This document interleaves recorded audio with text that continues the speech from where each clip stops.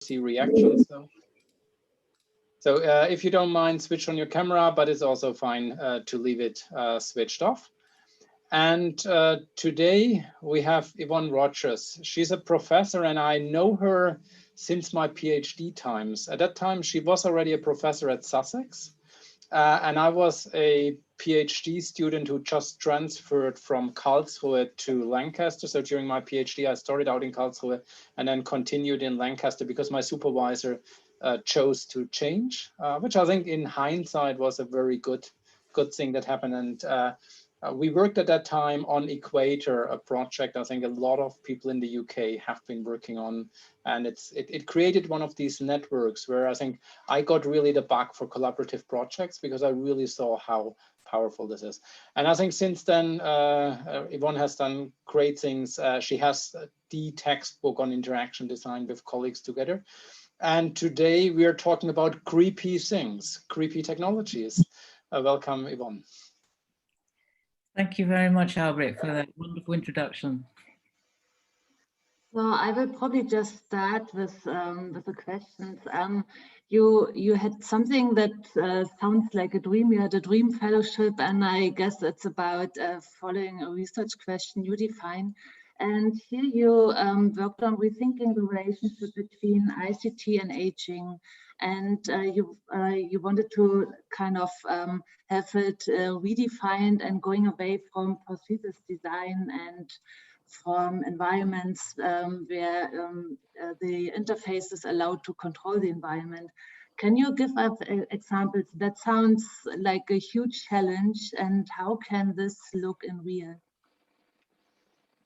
Yeah, that's going back some time when I had my dream fellowship, which was a luxury traveling around the world. I was told not to come into the office, but to go and visit people and to be creative and to think big thoughts. And so I decided to rethink aging. I'd got quite upset that all of the research in HCI and aging was very much about how can we help people who get frail by designing technology to improve their situation, whether it's their memory or whether it was prosthetic devices, screen, making things bigger. I thought that was too easy. I thought there's much, how can we think differently about technology and people, the elderly or people getting older or retired people. So at the time, I'm very interested in how technology can empower people and how you can involve people to participate in that empowerment. And so rather than just think of,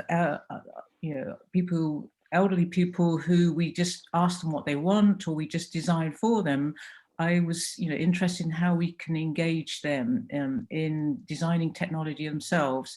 So I ran a series of workshops where at the time the technology was called Makey Makey, and I got groups of people in their 80s and 90s to make things with Makey Makey, and that inspired them to think about what else they could do for their grandchildren or for for a range of people. Since then, this idea of empowering older people to use technology themselves, I think you see there's been a range of people across the world, in the US and in the UK, probably in Europe, to rethink the relationship between aging and technology and participation. And you'll see there's been a number of workshops that have been carried out where even the older people are running them. And an example from the UK, which I got involved in, was for a U3A, that's the University of the Third Age. I don't know if you have that. That's for people who retired. They can go on courses. They set up a computer science course, and in that they were teaching each other, some people who were in their 90s, to learn how to code. And then with that, they used microbits, and they for their village, they designed an automated watering system to water their plants outside, and that enabled them to win the Village of the Year competition for the most beautiful flower arrangements. So I think you see now, especially during lockdown, that a lot of old people have been using technology and have seen its benefits, whether it's playing bridge, whether it's playing chess, whether it's just using Zoom to keep in touch with their grandchildren. They themselves have realized the benefits of these technologies, and they've appropriated them. It hasn't needed HCI people to come along. So it's great to see one of the benefits of lockdown is that it's enabled so many people to keep in touch and learn new skills.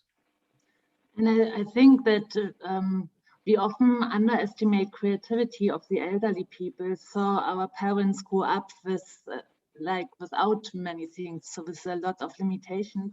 And you also explored creativity in cooking. I remember, I think it was in TI in a graduate consortium, and you bought the jelly beans because I think it was a time when you experienced with taste and color, etc.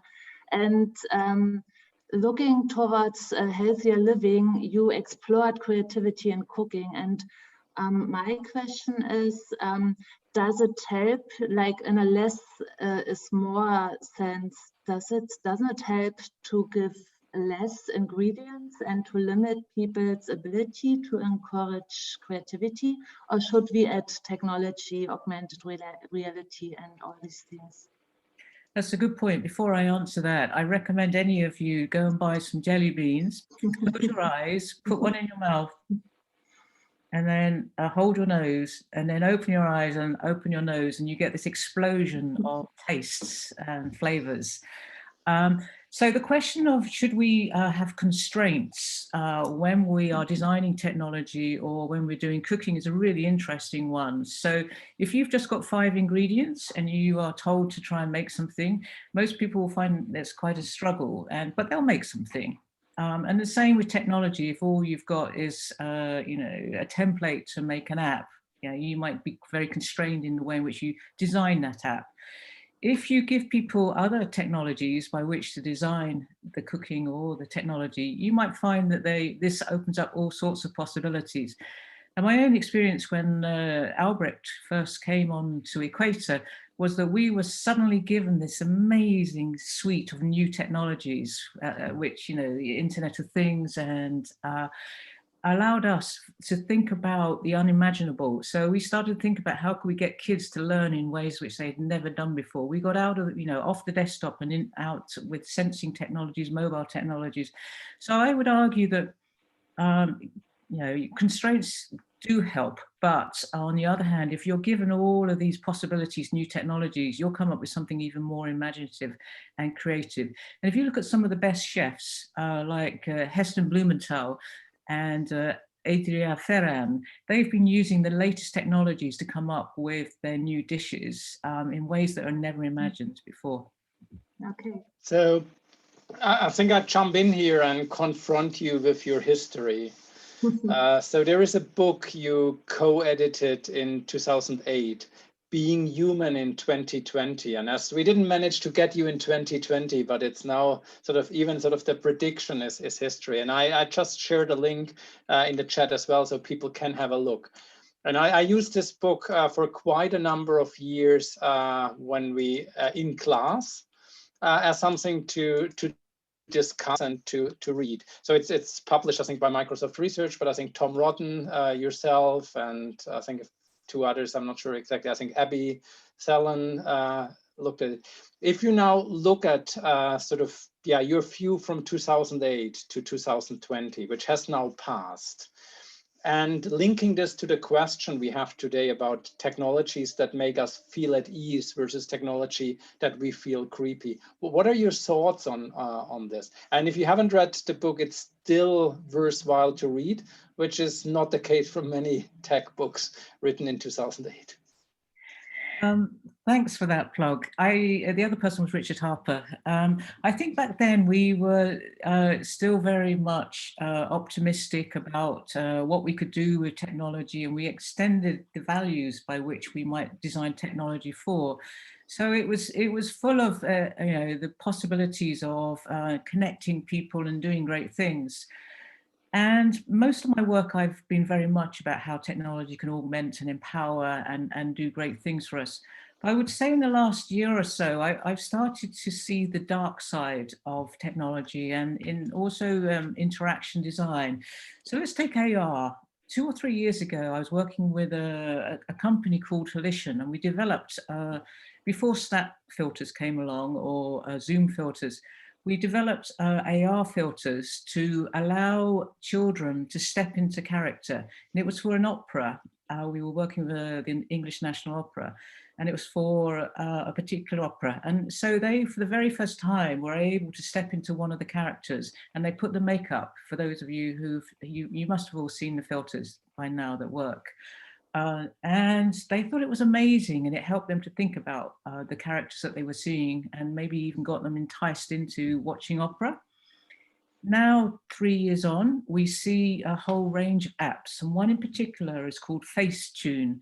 This is used by millions of children, or perhaps not children, but millions of people all over the world. And what Facetune allows you to do is to make the perfect face using these filters. And so it's the AR, it's using the, the front-facing camera. So if you happen to have blemishes on your face, you can clean that off, and you can make your nose a bit shorter. You can make your face just like a model. And a lot of teenage girls have started to use this during lockdown. It's increased by 20%, and also they're using it for much longer. There's also been an increase because they're making the perfect face and then they put it onto Instagram. There's been an increase in obsessive compulsive disorders and eating disorders because they think that their own image isn't good enough. And so they're trying to make the perfect image using these virtual filters. That fills me with fear and worry that something that we developed a few years ago, which was very much for enhancing and improving and giving people new opportunities to try things out, has now been used in a different way. And I don't know, what, so that's, to me, is creepy AR. And I'm not sure what we should do about this. But is this something really new? I think sort of, I really like sort of how you sort of made this transition. I think that's why I think the book is really quite on time, because there were a lot of extensions to the technology then that still can happen. And I think this using for good and using for evil, I think this big question as old as mankind, I guess. The first stone, you could basically kill somebody or you could get some food. So it is really this very human thing that we have to make choices. And I think, is it really something new, or does it just do computer scientists now also want to be important like physicists 50 years ago with the nuclear bomb? And so basically saying, oh, so is it not something that's fundamentally human? You have technology that surrounds you, and you as an individual, as a society, you have to make choices whether you want to be good or evil. That's a good way of coming back to me, and I agree with you. We've always had these choices, and we might have, designed something for good, and then it's been used for bad. And sometimes some of the things I've developed in my career, I've been accused of developing something that could, if it was in the wrong hands, could be used in the wrong way, in evil ways. And so it's something I've wrestled with, but I'm wrestling with it even more now, because I believe that, we could just, design all of these techniques, interaction techniques and these technologies, and not have any moral concern about how they might be used. That's not for us. That's just because humankind does that. But I think we should enter the debate about what role we should play. Is there any way in which we could perhaps, look into the future as to what they might be used for both positive and negative things? So let's take, fake news, for example, deep fake, the video that you can change. So it appears as if someone's saying something, but they may not be. And we could have predicted that, and how it's being used to manipulate people, and it makes them think that perhaps that's is being said is true when it's not. And we could, not that we should stop developing these technologies, but I think we should enter the debate about what potential there is for all of these technologies we're developing. So I think we shouldn't just, carry on blissfully without talking about it. But I don't think we should. I agree that we should enter the debate, but sometimes I wonder how much we can contribute. And I give you one example. I think the fake news discussion. And if I look back, when I first joined Twitter, it was out of curiosity. I could not have predicted the uses of Twitter by Donald Trump. And I think the people who tell me they would have, I think they must have really great powers. I think at that time we understood a lot about network media, but it was really hard to predict. And so even the Chi community, there was this discussion, you have to have a section in your paper where you discuss the bad things that could happen with it. I think that was then killed some 2 or 3 years back. So people seriously decided. There are whole fields in Germany, it's Technikfolgenabschätzung, a nice word for all non-native speakers, sort of the assessment of the sort of how technology will impact us. So technology impact assessment. And there are serious people looking into this. And very often I think the contributions by computer scientists, they're very much sort of simple extrapolation without understanding the network effect. Because a lot of the things, I think if you look at things like deep fake, it is basically a combination of the advances of neural networks, of mobile processing power, of our ability to take pictures of other people all the time, and the effect that people put their pictures online all the time. So there are a lot of things. So I think it's really hard to predict. In hindsight, it's easy. And so my argument would be to you, is it not easier to have society ruling things like we do it with knives? You can have a really big knife in your kitchen, but if you kill somebody, you go to jail. We could, just carry on, as you say, being computer scientists, although I think in HCI we have sociologists and designers and people from moral ethics working with us. So we work more as interdisciplinary teams. Mm-hmm. So I think we should share these debates. And oh, he's disappeared. Someone's just knifed him. Yeah. And we could have, let the government come along and introduce policies that forbid things being used. And I think those are all important ways by which to manage the dark side of interaction design. But I also think that we should be ourselves thinking more about what are the consequences, and will people want this type of application? So I'm going to do a plug here. We have a paper at Chi this year where we've developed a technique, and this is with some colleagues in Germany and the Netherlands, where we have developed a metric for measuring the potential of future technologies in terms of their creepiness. So it will give you some sense of how creepy people might perceive this technology before it's actually out there, and to explore other possibilities which may not be as creepy. Now, I'm not saying that this is the answer or the solution, but it's some way of getting us to think about what the potential consequences are before it's out there and it's being used in these nefarious ways.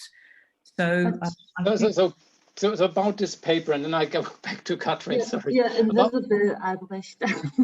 about the paper, I think this is really an interesting thought, but at the same time, if I would have been a reviewer, I would have been pretty harsh on the effects not looked at with regards to how the environment changes. And I think we had over the last 10, 15, 20 years, things like mobile phone usage in public, earpiece usage in public, Google Glass that did not work but may come again. If it has an Apple label, it may be completely different. So I think we have a lot of things which we judge on today's basis, but 10 years down the road, a lot of technologies may be completely normal, and it's just a transition phase. And I think, how do we deal with that transition phase? Is this also a communication issue, which I think that we have to better communicate that technology is transition? I think, yes, communication, we could do, have a better way of communicating what it is that we're designing and developing. But I think what we're doing now in the community, in HCI, is different from 10 years ago. So there's a whole lot of young researchers who are interested in the ethical, moral, and societal impact of technologies, which wasn't existent before.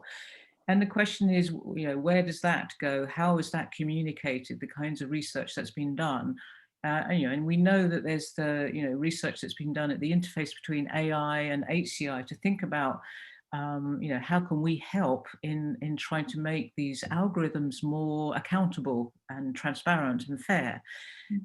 Because the computer scientists who were into machine learning were very much concerned with just improving their machine learning algorithms and not thinking about the consequence. And so I'm thinking that we could just kind of carry on blindly being creative, designing these great technologies without thinking about these things. But I think we now are more aware of what they might do, and that we have I think a moral responsibility to think about these. And I think there is, as I said, a lot of the younger researchers who are aware of this and would like to do that. I have like a follow-up on what technology can, what is the risk and what the challenge is. We usually immediately know, but if you think about the internet, or if you think about Wikipedia, now we have learned that we have to question what is written there, that sometimes the articles are not like super scientific. And with AI, probably because it developed so fast, or it kind of influences so many topics, we still need a learning curve. If you say we, I mean all people, not only the researchers. And is it us? Is it like the HCI community who has to help that people understand how to, how much to believe new technology? Just like a little comment, in Germany, some children should do something like an Internet Führerschein. Führerschein is a driving license. So they should have like a teacher who tells them, like how dangerous the internet is, which is the case for kids. And probably we need this now for all technology because it dramatically changed like everything. We could leave it to the social scientists, as Albrecht has suggested, or to people who are trained in looking at society and technology.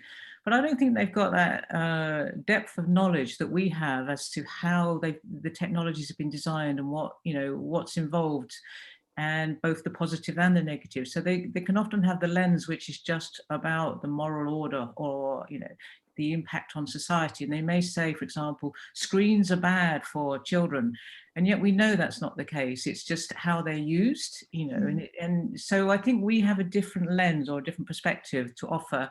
And so I would think that we should be very much part of this debate. And so there are many advisory teams and ongoing committees in the UK, and I'm sure worldwide, about the consequences of digital technology, whether it's video games, whether it's pornography, whether it's fake news, whether it's AI.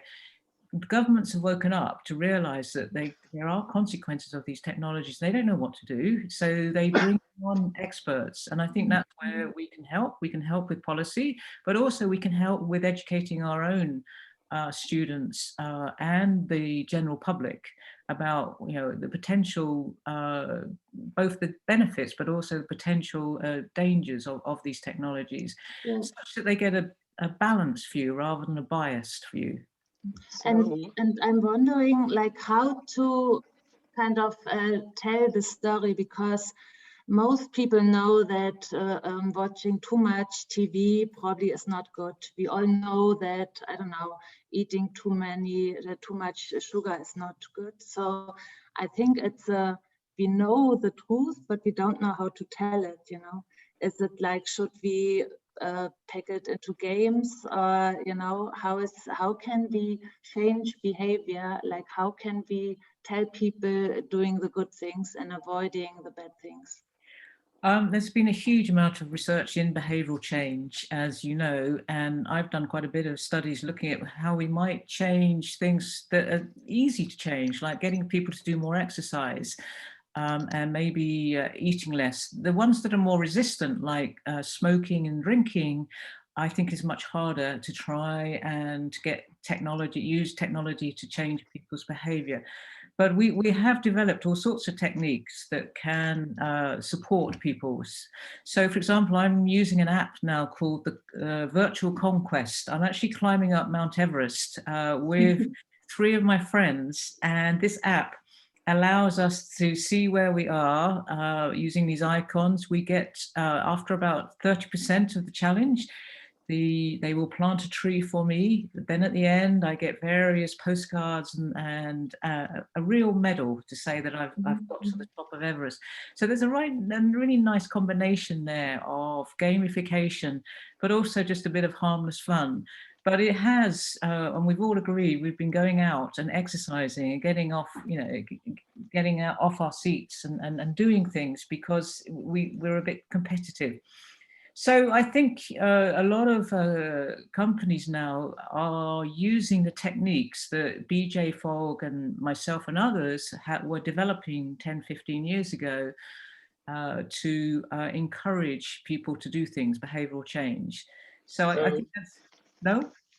Yeah, so I think you mentioned BJ Fogg, and I think he did the persuasive technologies, and I think he has been taking quite some heat because I think obviously he managed that we go every hour, every minute on Facebook. I think he was one of the crucial advisors, or at least his basic insights were crucial to make us go to Instagram, etc. So a lot of those things, and I think this is sort of this good and bad what we have been talking. And bringing this question a bit further, I think you have been also working with many in the community on making technology more accessible, making more people, or putting more people into the position that they can create technology. And I would ask the question, is this a good thing? That being open source, having neural networks open source, having AI open source, having Arduino out there, having sort of a lot of knowledge out there. So anyone can go out and build creepy technologies. We just put also the link to the paper, the preprint into the chat. So is this something, other things we restrict access to? So if I want to buy dangerous chemicals, I usually don't get them, or I have to go to the dark net. So the question is, I think we as a community, and I think ourselves, sort of half my PhD was on making hardware easier for people to build it. And I think this, in hindsight, is it really something we should aim for, giving more people the ability to be creative with technology? Because if we assume half of them are evil, half of them are bad, a lot of good things are coming out, but a lot of evil things are coming out as well. And if we would restrict it to people who have a good training, as you say, we train our students, we give them ethics courses, we tell them what is good, what is evil, and hope they do the right thing once they're in the company. So is it a good thing to open it up? And especially if we think now things like deep fakes, neural networks on drones, etc. Is it a good thing to really make it so easy that everybody can use it and be creative with it? That's a really good and hard question. I remember when the 3D printers first came out, and everyone was, schools were buying them, and everyone was printing these amazing little toys and things. And then someone downloaded a print for a gun and printed, 3D printed a gun, and that raised really difficult moral questions about how easy it is now to make a gun through using a 3D printer. I really am torn here between, I certainly don't want to put any restrictions on creativity and say, you mustn't share this with anyone, it should be restricted. But at the same time, if we do make it so easy for people to make fake news, to do all sorts of evil things, we need to ask ourselves, how do we, educate those people to stop doing that, and or to get them to reflect on what they're doing? And there isn't an easy answer for that. I've been today when I went for a walk, I was thinking about why is it that people troll so much, that they shout and they're so abusive on Twitter and so on. What is it about them that causes them to be so angry with the world? And I don't have an answer. I'm reading a book called Humankind, which has a different philosophy, and that we, about being pro-social, and we're basically good people. But technology may actually encourage the more evil side of us. So if I think there's a lot to debate, and this is my final plug, which is we have a panel at CHI called The Dark Side of Interaction Design. And on that panel is Jodie Felici, Paul Durish, Patrick Olivier, and Margot Brereton. So some great names, and we are going to be debating this. And it would be great if any of you who are interested in this topic could come along and help start this debate going. It was meant to be at CHI last year, but it's going to be this year.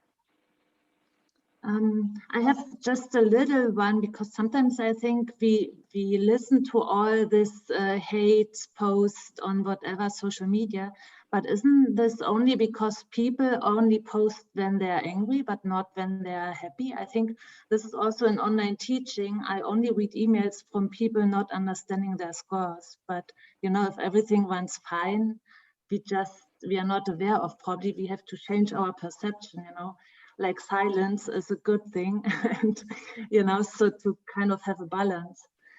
Absolutely, I agree with you. But there's an awful lot of angry people out there right now, and I think it's not just angry ones. It's also people who I think the angry people you could probably win over with reflection in a certain way. But I think looking at sort of the campaigns, the political campaigns over the last 2 years, there are a lot of people who deliberately, on a level of reflection that is amazing. If you look into, if you study how they used Twitter, etc., there's a level of reflection in using these technologies to provoke actions. And so I think that's an interesting one, if reflection always helps.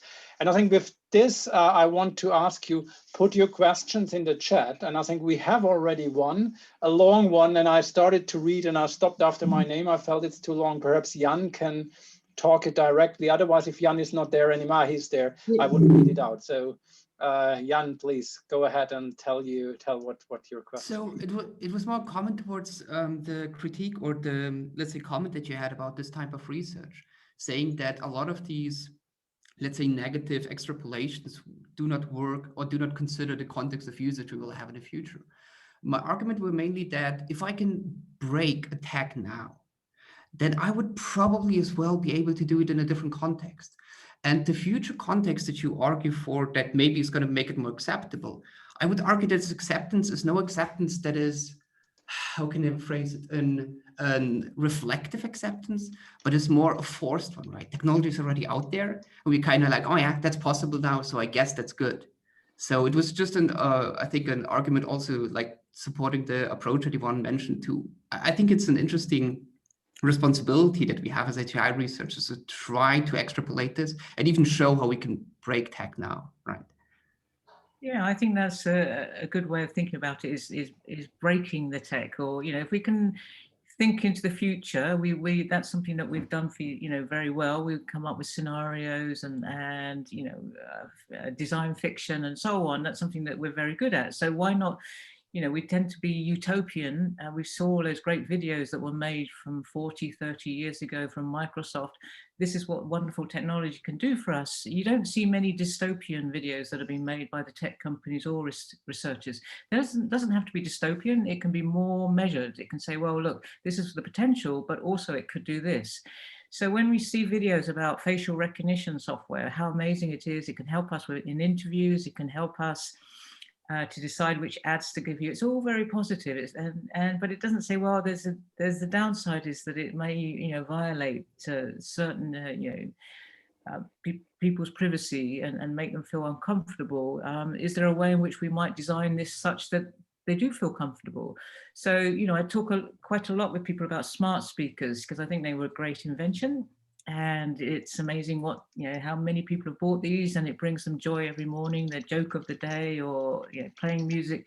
But there are people who say, oh, but they're collecting all this data about us. And so that's part of the debate. And, but, you know, you need to, you know, think about how do we put that to people such that they don't feel uncomfortable, or they can, you know, decide, you know, what they're comfortable with and what not. So one of the responses to that is to think about not data in the cloud, but data in a box. And that might help with people's fears about where their data is going and if it's being sold.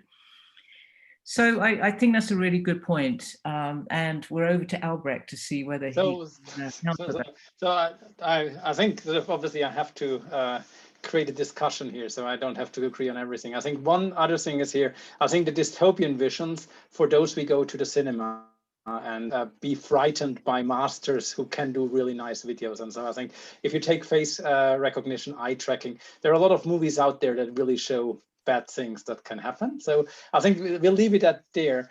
But I have sort of, please keep questions coming. I have one more. I think you worked a lot in the city context, like sort of how to create more interesting cities also with technologies. And I think cities are one of those things and our living environment where creepiness is really sort of a very different level. So basically, be it cameras, be it other things. And I think there's even going back to 1984 by George Orwell, there's a lot of dystopian vision out there. And I think in some ways we're working more and more towards it. And I think, again, sort of this question, how do we make our cities, our villages, more interesting places to live in? And you had worked with citizens to work on that. But this is also something where the line to creepiness is, in my view, very narrow. Can you reflect a bit on that? Yeah, I think you're absolutely right there. I mean, when we started working on it was a project called Sustainable and Connected Cities. And we went in and talked to communities and got them involved in designing technologies to help them with various things like reducing recycle or improving recycling rates and getting them to have a voice to talk about what they wanted done in their community. And those projects were great at the time. But I think now we are in worrying times about we can track people, and you can use this for good or for bad. So an ongoing project I'm doing at the moment is with a company called Tharsis, who've developed a technology called Bump. This is a smart card that you wear around your neck, and it will detect whether you're 2 meters, whether you violated the 2 meters from the person near you. So this is about social distancing, and it will give you feedback, and all of that data is collected, and that can be aggregated, and it can show to the company how much everyone's connecting or getting too close to each other. So some people might find that creepy, that this data has been collected about them, and other people might find it it makes them feel safe at work. So now they're going back to work and they know that, that they've only been so near to someone 2 or 3 times, and that the company's taking good care of them.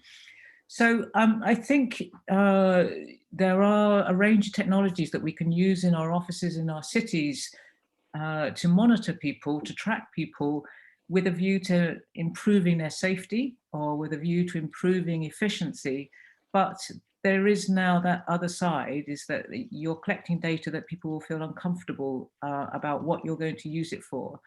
And again, when I started doing this work, we didn't have those debates till more recently, because we were very much driven by, we are going to try and make cities smarter, we're going to improve efficiency, we're going to improve the planet and make them more sustainable. So we've been driven by these agendas, but not by the fact that they may violate individuals' privacy. So I think we need to have this balance between what we can do that's good for with these technologies, with what people feel uncomfortable having them. So the Bump study we're doing is to see how people feel about them, and whether they're okay if it makes them feel safe, or whether they feel that it's violating their individual privacy. But